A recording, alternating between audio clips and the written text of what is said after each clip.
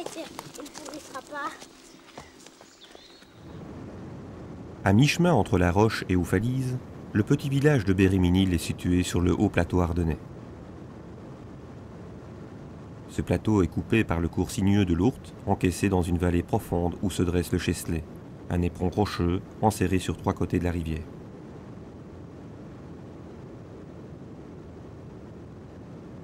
Au sommet s'étire un vaste plateau long de 725 mètres et large de 290 mètres. Ce site, naturellement protégé par des pentes et des rochers abrupts, fut choisi par les Celtes pour y installer une forteresse.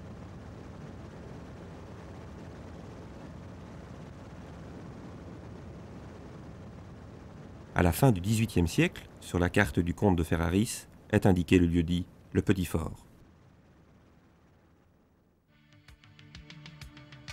En 1867, l'abbé Sulbout repère la fortification. Les investigations ne débuteront qu'en 1907 sous la direction du baron de Loé. Pendant plus d'un demi-siècle, sa datation reste mal précisée. Romaine ou de l'âge du fer?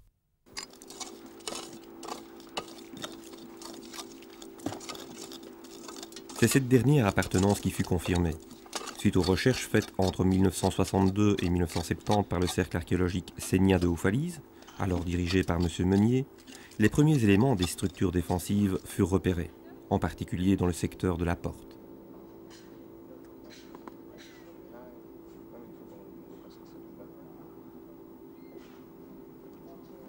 L'isthme entre le grand plateau de Béréménil et l'éperon rocheux du Chesley constitue le seul accès. En y édifiant un mur de barrage, la presqu'île du Chesley devient une fortification en éperon barré. Ce dispositif sera complété par une enceinte.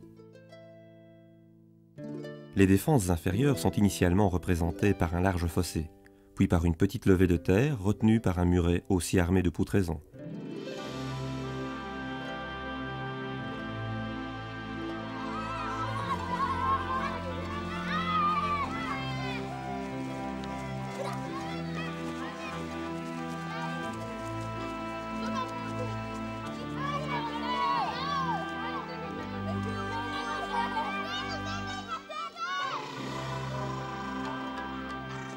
L'étude des chemins menant au Chesley et ceux d'alentour est un sujet qui, en 1993, a fait l'objet d'un travail de séminaire.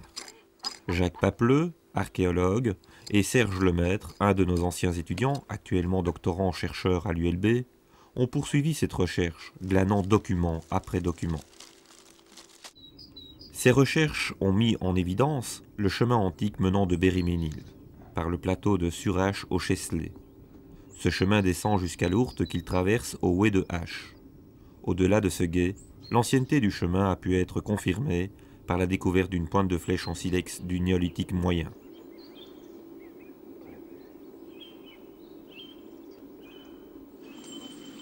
Cependant, durant les périodes de crue, ce chemin n'est pas praticable. Aussi, depuis très anciennement, des itinéraires de crête ont dû être utilisés.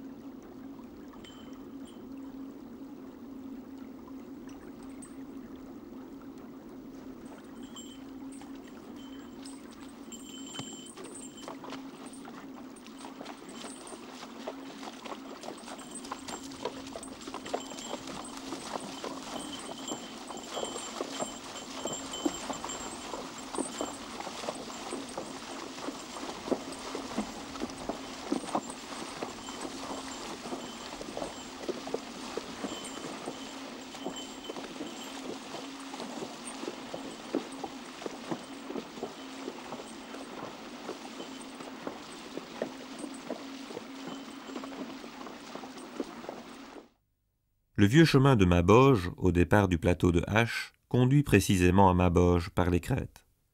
Les recherches ont mis en évidence au lieu-dit de la Chapelle un ancien culte des sources christianisées. À proximité du lieu-dit Pire, des traces d'une villa romaine. Ces éléments et la toponymie inclinent ainsi pour l'antiquité de cette voie.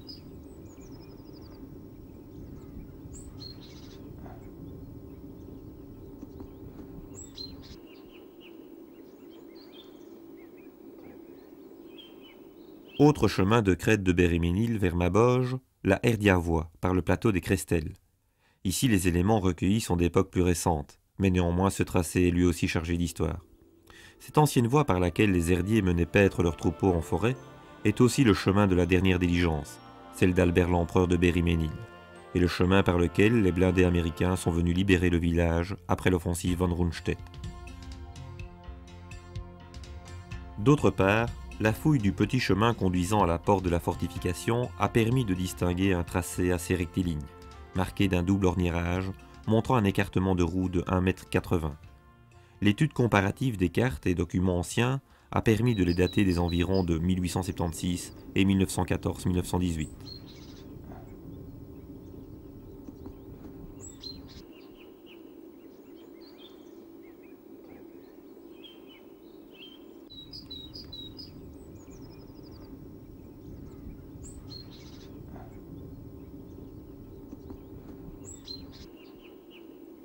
Le creusement de cette bretelle moderne avait recoupé le chemin primitif serpentant le long des bancs de roches redressés, et ainsi ménagé une petite terrasse fossile surélevée qui conserve de fines ornières écartées de 1,40 m, d'époque celtique.